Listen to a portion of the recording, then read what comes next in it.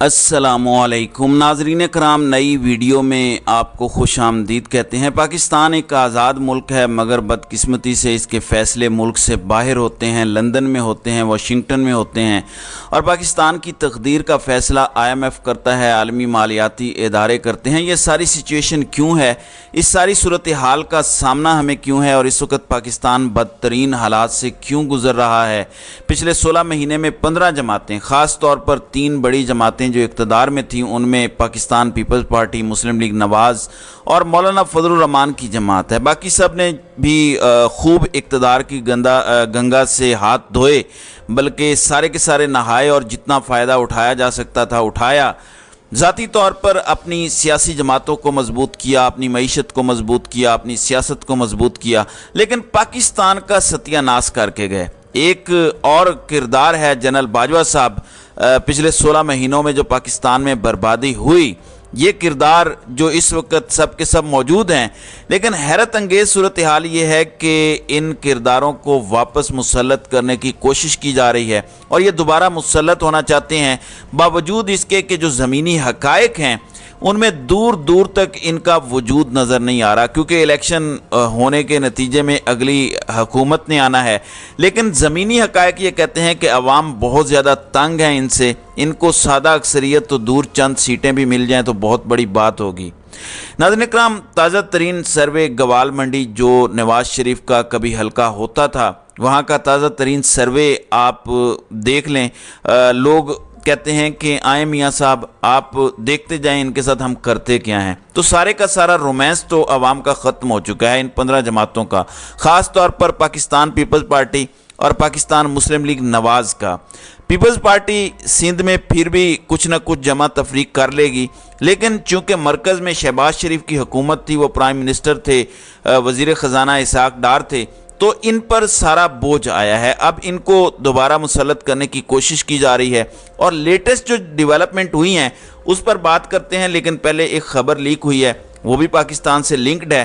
Canada में एक सिख रहनुमा को कत्ल किया गया, और सिख रहनुमा जून में कत्ल किया गया था, और उसकी इन्वेस्टिगेशन हुई, क्योंकि इस वक्त पूरी दुनिया में जहाँ जहाँ सिख कम्युनिटी मौजूद है, यूरोप में, मगरबी ममालिक में, वहाँ पे वो अपने आप को यूनाइट कर चुके हैं और अपने अलग मुल्क के लिए वो मुतालबा कर रहे हैं, रेफरेंडम करवा रहे हैं। हज़ारों नहीं बल्कि लाखों सिख इस तहरीक आज़ादी में शामिल हैं और अपने अलग मुल्क खालिस्तान की डिमांड कर रहे हैं। मुख्तलिफ रेफरेंडम हो रहे हैं मुख्तलिफ मुल्कों में, मुख्तलिफ शहरों में, उसके रिज़ल्ट्स आ रहे हैं। कनाडा में ख़ास तौर पर सिख कम्युनिटी बड़ी तगड़ी है, ख़ास तौर पर पावर कॉरिडोर्स में भी बहुत ज़्यादा मजबूत है। जो लेटेस्ट डेवलपमेंट हुई, एक कत्ल हुआ, और उस कत्ल की जब तहकीकात हुई तो उसमें भारत का हाथ निकल आया।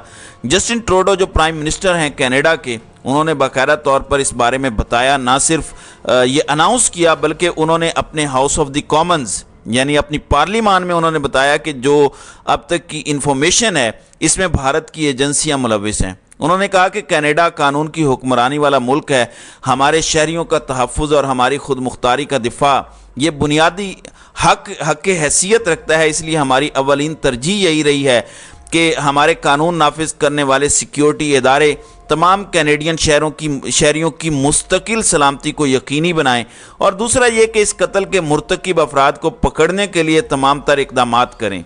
फिर उन्होंने ये भी कहा कि क्योंकि ठोस सबूत मिले हैं, इसलिए उन्होंने G20 कॉन्फ्रेंस के मौके, इजलास के मौके पर कहा कि हरदीप सिंह नजर के कत्ल पर तहफ़्फ़ुज़ात हैं, और ज़ाती तौर पर भारतीय वज़ीर आज़म नरेंद्र मोदी को भी आगाह कर दिया है। फिर उन्होंने भारतीय खुफिया एजेंसी को वहाँ पे लीड करने वाले सरबराह को कनाडा से निकाल दिया।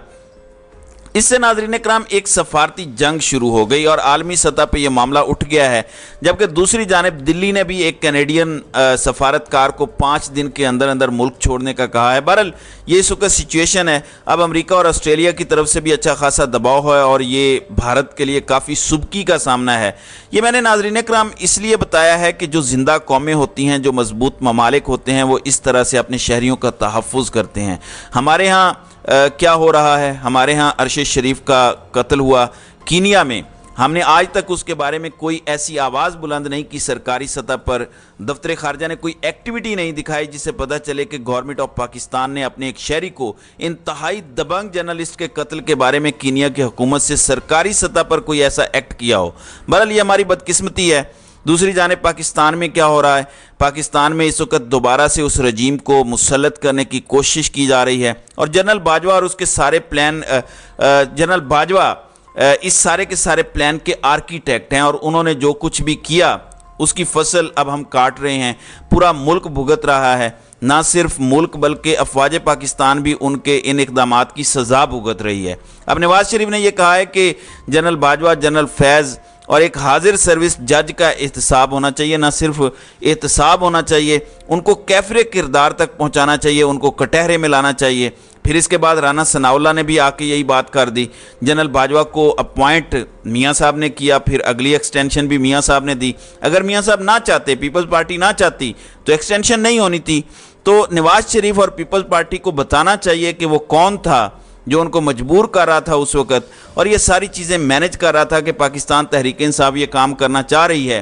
وہ کیا مجبوری تھی کس نے لندن میں آ کے میاں صاحب سے مذاکرات کیے تھے اور میاں صاحب کو راضی کیا تھا؟ پھر اس ملاقات میں طے کیا پایا تھا؟ آخر کیوں مسلم لیگ نون نے حصہ ڈالا اور یہ ثابت کیا کہ ہم بھی آپ کے ساتھ کھڑے ہیں؟ تو پہلی اپوائنٹمنٹ نواز شریف نے کی، دوسری ایکسٹینشن میں بھی اہم کردار نواز شریف کا تھا۔ اب ان کرداروں کو نواز شریف کہتے ہیں کہ کیفر کردار تک پہنچانا ہے، بالکل پہنچائیں، لیکن یہ ضرور بتائیں کہ معاملات کہاں تیار ہوئے تھے، کیسے تیار ہوئے تھے، اور پھر معاملات بگڑے کیسے، اور بگڑنے کے بعد پھر معاملات سنورے کیسے۔ خیر میں بتا دیتا ہوں کہ اصل میں میاں صاحب چاہتے کیا ہیں۔ وہ یہ چاہتے ہیں کہ ریڈ کارپٹ وہاں پہ موجود ہو اور ریڈ کارپٹ پر ان کا استقبال کیا جائے اور ان کو گرفتار نہ کیا جائے۔ اب وہ عدالت کے مفرور بھی ہیں، مطلوب بھی ہیں، سزا یافتہ بھی ہیں، لیکن وہ چاہتے ہیں کہ انہیں گرفتار نہ کیا جائے اور انہیں گھر بیٹھے ریلیف ملے اور انہیں کسی عدالت میں نہ جانا پڑے۔ بہرحال یہ کام ریاست اور ریاستی ادارے، حکومت اور حکومتی ادارے اس کا اہتمام کریں کہ ان کو ریڈ کارپٹ ملے۔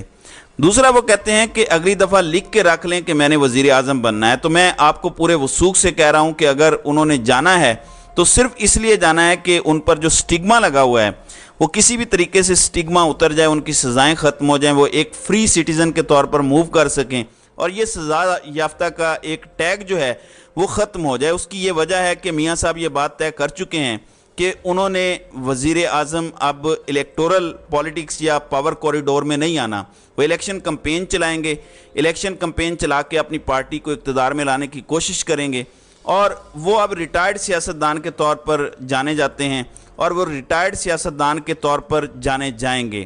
یہ ایک ہڈن ایگریمنٹ ہے، اور اس کے گارنٹرز لندن میں پہنچے ہوئے ہیں۔ وہ گارنٹرز وہ تمام چہرے نظر آ رہے ہیں جو کہ جنرل باجوہ سے ملاقات کرتے آ رہے ہیں اور ان کے ساتھ معاملات طے کرواتے آئے ہیں۔ ان میں خواجہ آصف ہیں، ملک احمد خان ہیں، رانا تنویر ہیں، کیونکہ جنرل باجوہ سے جو مذاکرات کی ٹیم تھی ان میں محمد زبیر تھے، شجاعت عظیم تھے، خواجہ آصف، ملک احمد خان تھے، یہ مین لوگ تھے۔ پھر شہباز شریف براہ راست اس میں شریک ہوئے، انہوں نے جو باتیں طے کی تھیں اب واپس انہی باتوں پر آیا جا رہا ہے کہ مسلم لیگ نواز کو لیڈ کریں گے شہباز شریف، اور نواز شریف پارٹی کو چلائیں گے، لیکن حکومت میں ان کا عمل دخل نہیں ہوگا اور نہ ہی انہوں نے دوبارہ وزیر اعظم بننا ہے۔ اب یہ کہہ رہے ہیں کہ اگر ہمارے ساتھ ہے تو پھر لیول پلینگ فیلڈ لی جائے، عمران خان کو بھی نکالا جائے اور ایک ایسی راہ ہموار کی جائے جس میں یہ دونوں لیڈنگ رہنما نہ ہوں۔